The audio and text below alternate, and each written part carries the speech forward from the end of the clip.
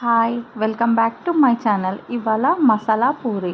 దానికి బాంబే గోధుమ పిండి పావు కిలో శనగపిండి, పచ్చిమిరపకాయలు, నిమ్మకాయలు, కొత్తిమీర, పుదీనా, ఉప్పు, పసుపు వేసి మిక్సీలోకి పచ్చిమిరపకాయలు, కొత్తిమీర, పుదీనా వేసి మిక్సీ కొట్టుకోవాలి.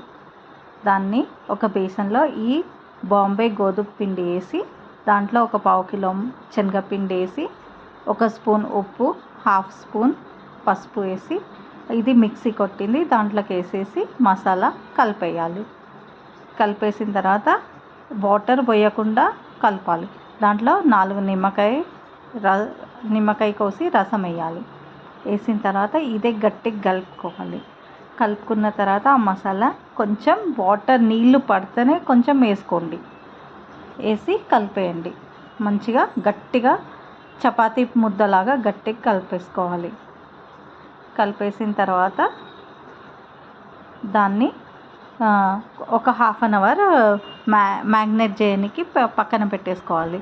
తర్వాత ఆ పిండిని ముద్దలు చేసుకొని పెద్ద చపాతీ లాగా చేసి దాన్ని కట్ చేసుకోవాలి. పీసెస్ లాగా కట్ చేసుకోవాలి. కట్ చేసిన దాన్ని ఆయిల్ హీట్ ఎక్కాక ఫ్రై చేసుకోవాలి. ఫ్రై చేసుకుంటే మసాలా పూరి రెడీ అవుతుంది. దాన్ని ఒక బౌల్లోకి తీసుకోవాలి. Thank you for watching my channel. Please subscribe my channel.